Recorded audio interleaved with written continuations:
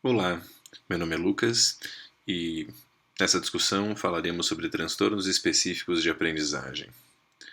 Transtornos específicos de aprendizagem são aqueles quadros em que só um dos aspectos da cognição do indivíduo vai estar prejudicado. De uma maneira geral, é um indivíduo que tem raciocínio que funciona como de qualquer outra pessoa, todos os aspectos de linguagem, está tudo como esperado, mas alguma coisa específica está funcionando diferente do usual. Um exemplo simples é a dislexia.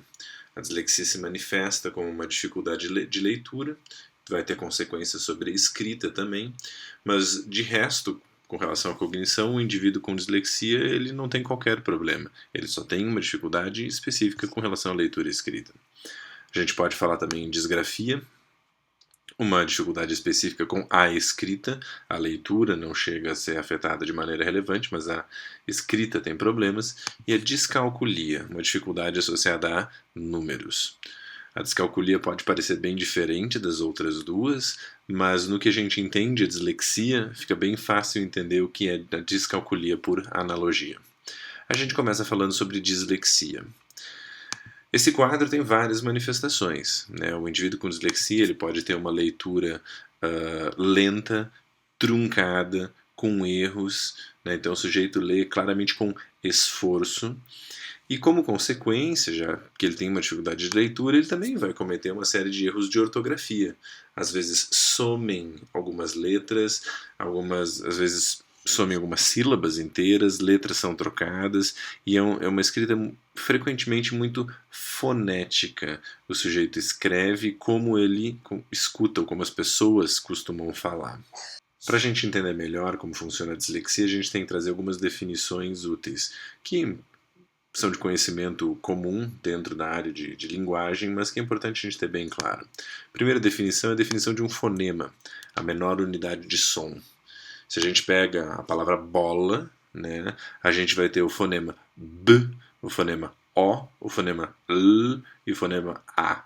Se a gente fala os quatro em sequência, B, O, L, e junta um com o outro, o resultado final é bola. Normalmente, quando a gente representa fonemas, a gente representa entre duas barras. Então, ali a gente tem a representação do fonema B, a representação do fonema A. Segunda definição importante é a definição de grafema, que é a menor unidade de escrita. Então, por exemplo, a letra B é um grafema, a letra A é um grafema, e a gente costuma representar os grafemas entre sinais específicos. Então, quando eu coloco ali embaixo, entre o sinal de menor que e maior que, na sua representação matemática, mas entre aqueles dois sinais, ali eu tenho o grafema B. Logo ao lado, o grafema A. Com isso no lugar, a gente pode definir dois tipos principais de dislexia. A dislexia disfonética, que tem a ver com percepção de som, e a dislexia diseidética, que a gente vai ver é um problema de processamento de formas. Vamos focar na disfonética primeiro. O sujeito ele tem um problema, na dislexia disfonética, um problema para perceber sons. Como os sons são percebidos com dificuldades, na hora dele juntar esse som com a letra, ou seja, na hora de juntar o fonema com o grafema, o sujeito vai ter bastante dificuldade. Se a gente pensar no processo de escrita, escrever começa com a ideia de eu pego os sons que eu escuto e transformo esses sons em letras. Ou seja, eu pego os fonemas e transformo em grafemas. O sujeito que não escuta direito ele vai ter dificuldade em fazer essa associação entre som e letra. No caso da dislexia diseidética, o sujeito tem um problema na percepção de formas.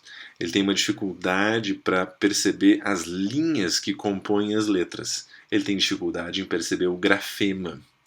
Na hora dele tentar juntar sons com esses grafemas, ou fonemas com grafemas, o sujeito também vai ter problemas.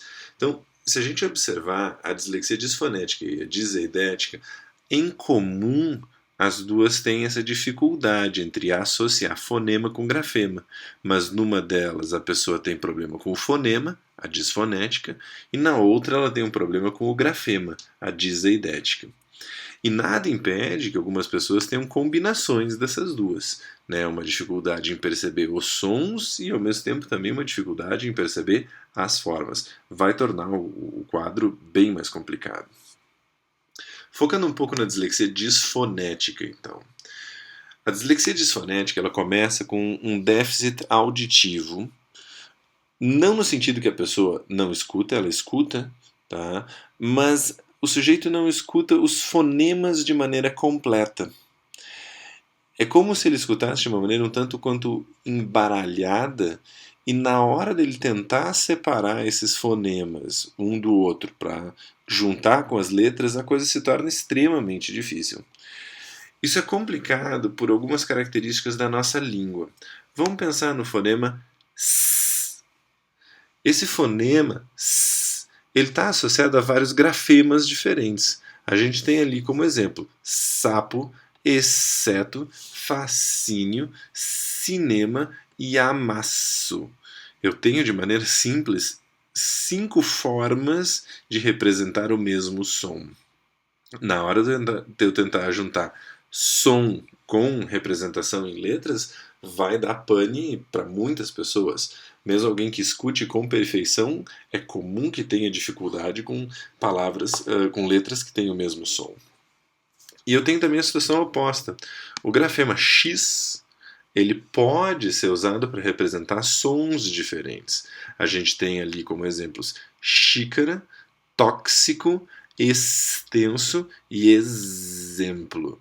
Então, 4 representações sonoras diferentes para o mesmo grafema X.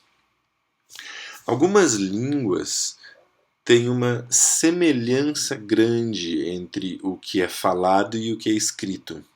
A gente define essas línguas como línguas de ortografia rasa, ou às vezes também chamada de ortografia transparente. Ou seja, quando tu tem grande semelhança entre o que se fala e o que se escreve. Essas línguas produzem menos diagnósticos de dislexia. Né? O exemplo tradicional que se dá é o italiano gramatical, em que o que se escreve é muito parecido com o que se fala. Outras línguas que têm uma ortografia profunda ou uma ortografia opaca vão produzir mais diagnósticos de dislexia. Um exemplo disso é a língua inglesa. Né? A gente tem ali 2 palavras em inglês. A primeira se pronuncia bomb, e a segunda, que tem uma grafia muito parecida, se pronuncia tomb. Né? Então, bomb e tomb. Grafias quase idênticas, pronúncias completamente diferentes. Né? No português, a gente tem uma semelhança maior na grafia e na pronúncia dessas palavras. A gente tem ali bomba, que a gente escreve com O em português, bomba, e a gente tem tumba.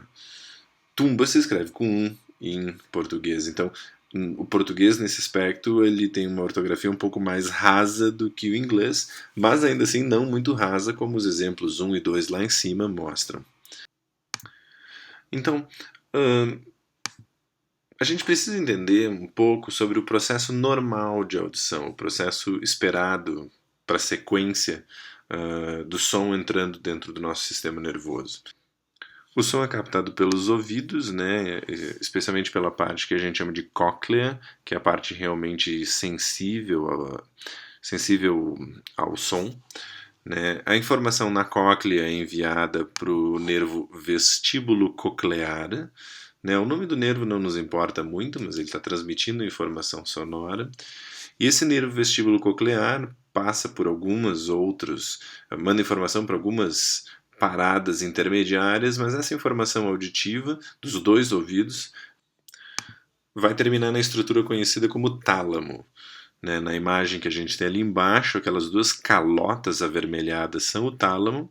O tálamo tem vários pedaços, vários núcleos, e o que importa para a audição são os 2 núcleos geniculados mediais, que a gente costuma representar pela sigla NGM, que é a região aproximada que está marcada ali com o círculos em azul. O tálamo tem como função distribuir informação para córtex, né? E essa informação auditiva, então, vai para córtex auditivo primário, que está marcado ali na imagem de cima, em vermelho, né? E com a sigla CAP, de córtex auditivo primário, que é quem efetivamente vai fazer o processamento dos sons. E vai enviar depois essa informação dos sons para outras áreas ainda. Para a maior parte das pessoas, o lado do cérebro que importa para o processamento do conteúdo da linguagem, dos sons que formam as palavras, é o lado esquerdo. Então a gente vai, toda sequência, assumir que a gente está trabalhando com o lado esquerdo do cérebro. Naquelas pessoas que são canhotas ou ambidestras, às vezes tem variações, às vezes é o lado direito, às vezes tem uma divisão de tarefas, mas a gente vai assumir que, como a maior parte das pessoas, em torno de 90% das pessoas, a linguagem em termos de conteúdo, vai ser processado do lado esquerdo. Então, retomando a sequência, o ouvido detecta, o nervo vestíbulo coclear envia isso para o sistema nervoso central, passa por algumas paradas até que chega no núcleo geniculado medial do tálamo, são dois, um do lado esquerdo e um do lado direito, e esses núcleos geniculados mediais mandam informação para córtex auditivo primário.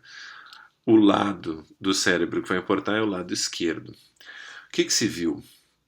Disléxicos têm o núcleo geniculado medial esquerdo menos desenvolvido.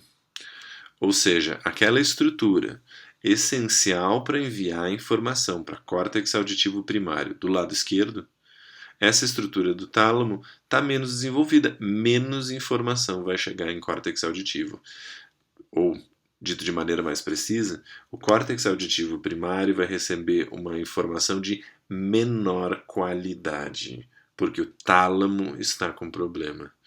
Se a gente observar, é uma alteração em uma mínima estrutura, né? A maior parte das pessoas não faz nem ideia o que é o tálamo, faz menos ideia ainda o que é o núcleo geniculado medial, e é do lado esquerdo ainda que está essa alteração, e o resultado a gente vai ver mais adiante. A gente vê na dificuldade de pareamento entre grafema e fonema. Então, está chegando informação de pior qualidade no córtex auditivo primário. Isso vai afetar o processo de aprendizagem de leitura. O processo normal de aprendizagem de leitura vai envolver várias áreas de sistema nervoso.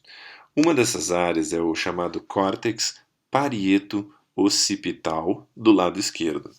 A região amarela ali na imagem é o córtex parietal, a região com uma tonalidade rosa ou mais clara à direita é o córtex occipital, e a gente está falando da fronteira entre essas duas regiões. O córtex parieto-occipital esquerdo, ele parece ser importante para a gente ler as palavras de maneira conscientemente. Então, se eu pego uma palavra nova que eu nunca li na vida, ou mesmo uma palavra difícil como decodificação, né? A maior parte de nós conhece essa palavra, mas quando a pessoa enxerga essa palavra como nova, ela lê ela bem devagar, com atenção, com consciência, normalmente sílaba por sílaba, fazendo uma decodificação, né, de fonema em fonema. E se suspeita, está ali provavelmente por ser uma suspeita, se suspeita que essa área seja importante para fazer o pareamento entre fonema e grafema. A segunda área importante para o processo de leitura é o córtex occipito-temporal do lado esquerdo. O córtex occipito-temporal, na região entre occipital e temporal está ali em verde, ele é responsável por fazer uma decodificação automática das palavras. Ou seja, quando a gente encontra um termo com o qual a gente já está familiarizado, a gente faz uma leitura direta, sem precisar ler pedaço por pedaço. O bom leitor, ele lê com o córtex occipito-temporal. Quando ele encontra uma palavra nova, ele passa a usar o córtex parieto-occipital. Né? E, aparentemente, o parieto-occipital, o da leitura consciente, tem que estar funcionando bem para a gente conseguir aprender a leitura automática, para o occipito temporal ser treinado. Então, o que está representado ali em cima precisa estar funcionando bem para o outro conseguir passar a funcionar bem. Na dislexia disfonética, a gente tem um envolvimento, a área afetada é o córtex parieto-occipital esquerdo. O que se observa é que tem uma desorganização das camadas do córtex. Tudo que a gente está vendo nessa imagem ali, frontal, parietal, occipital, temporal, e mesmo essas duas áreas estão na fronteira entre um córtex e outro, córtex parietal e occipital e temporal, tudo isso é córtex. E córtex se caracteriza por ter uma organização em 6 camadas. A gente vê isso representado na imagem ali em cima. Né? Os nomes não nos importam tanto, eu tenho 3 representações diferentes, ressaltando aspectos diferentes dessas camadas, mas o dado concreto é: córtex se caracteriza por ter 6 camadas. Ele foi projetado para funcionar assim, ele foi selecionado, na verdade, para funcionar assim, e cada neurônio deve estar na sua camada correta, no lugar correto. O que se observou é que algumas pessoas com dislexia disfonética, elas apresentam alterações nessas camadas corticais em córtex parieto occipital esquerdo. Em alguns casos, apresentam o que a gente chama de microgiria, ou seja, em vez de ter 6 camadas, como é o esperado para qualquer pedaço de córtex, a pessoa tem 4. De maneira simples, estão faltando 2 conjuntos de neurônios. Isso vai afetar o processamento de informação. Outro achado em indivíduos com dislexia disfonética é o que a gente chama de ectopia. Ectopia é um termo genérico que significa que tem alguma coisa fora do lugar, especificamente neurônios fora do lugar. Neurônios que deveriam estar em uma camada estão em outra. E um achado complementar é que logo abaixo dessas camadas de córtex se encontra uma menor quantidade de matéria branca, de substância branca, e no sistema nervoso, a substância branca representa as conexões, né, entre os neurônios.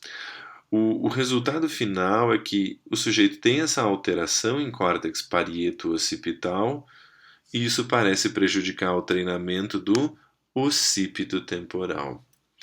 É curioso mencionar a estratégia que chegou a ser proposta no Reino Unido. Né? No Reino Unido se tem um sistema educacional bastante bom, e surgiu a ideia de se pegar as crianças em idade pré-escolar, então criança ali com 4 anos de idade, 5 anos de idade, e fazer com todas essas crianças, antes delas entrarem na escola, um exame de ressonância magnética nuclear. Né? Um exame de imagem que consegue, se for usada a técnica adequada, consegue indicar se certas partes do córtex estão mais finas ou mais grossas do que o usual. O dado relevante seria o mais fina. Um pedaço de córtex que esteja mais fino do que o usual sugere um pedaço que tem desorganização de camadas corticais.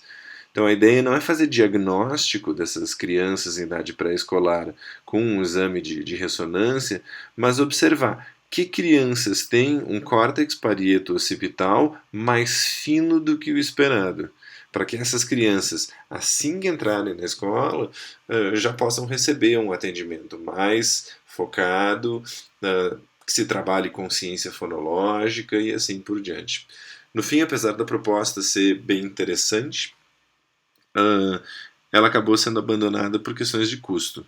Né? Um exame de ressonância desses não é barato, e tu fazer isso em todas as crianças logo antes de entrar na escola é algo bastante custoso. Né? Mas é algo que talvez no futuro possa ser implementado.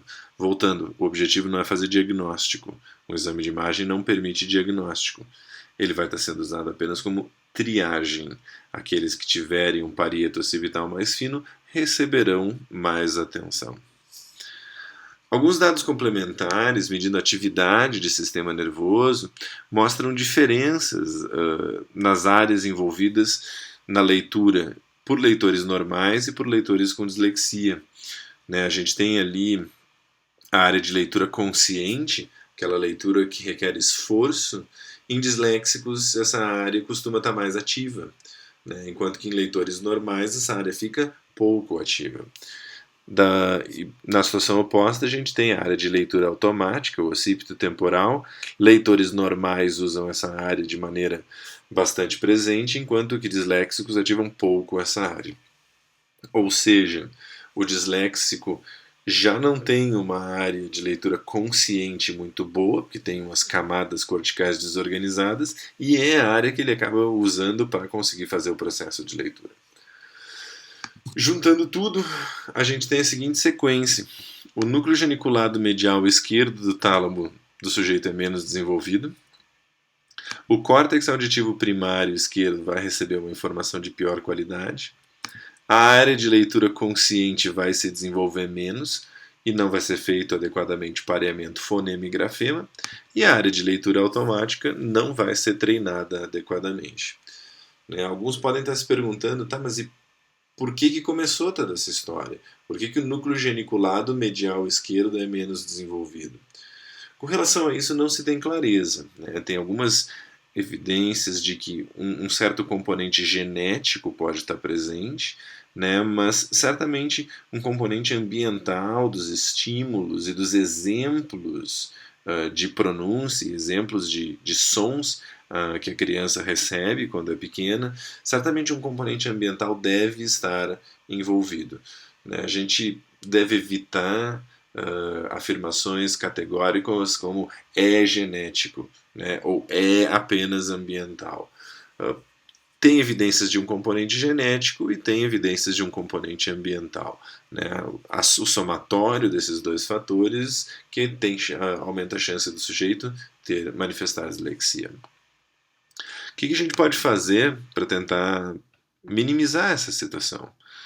As abordagens terapêuticas modernas, elas focam num treinamento de consciência fonológica, usualmente conduzido por um fonoaudiólogo, em que se faz um treinamento na percepção do fonema, para que se consiga diferenciar um fonema de outros fonemas parecidos, para que se consiga escutar da melhor maneira possível cada um dos fonemas. Normalmente, a cada sessão de terapia se foca em um fonema específico, e logo que o sujeito sai dessa sessão de sensibilização àquele fonema, ele inicia um treinamento de pareamento de fonema com grafema. Então, aquele som que ele acabou de escutar com clareza, ou com a maior clareza possível, ele aprende a associar com as representações gráficas comuns para aquele som. No geral, essa segunda parte pode ser executada por um fonoaudiólogo, mas também pode ter participação de um psicopedagogo. Em alguns casos, existem até sistemas computadorizados em que o próprio software já tem a primeira sessão, uma sessão de treinamento da consciência fonológica, e em seguida já inicia uma sessão de pareamento de fonema e grafema. Nesse caso, a atividade pode ser supervisionada por um fonoaudiólogo ou um psicopedagogo. E algumas sugestões extras que também costumam colaborar, por exemplo, o uso de um sistema de FM, um sistema de frequência modulada entre professor e aluno.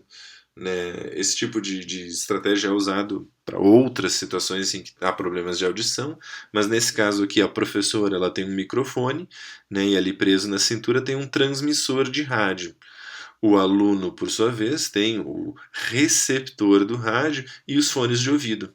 Dessa maneira, mesmo que na sala a gente tenha bastante ruído, o que atrapalharia a compreensão dos sons, o aluno ele tem chance de escutar diretamente o que está sendo dito pela professora. Então, assume-se que a professora vai ter uma pronúncia adequada, vai ser um bom exemplo de pronúncia dos fonemas, mas só eliminar o ruído já melhora bastante a capacidade do sujeito escutar o que está sendo dito.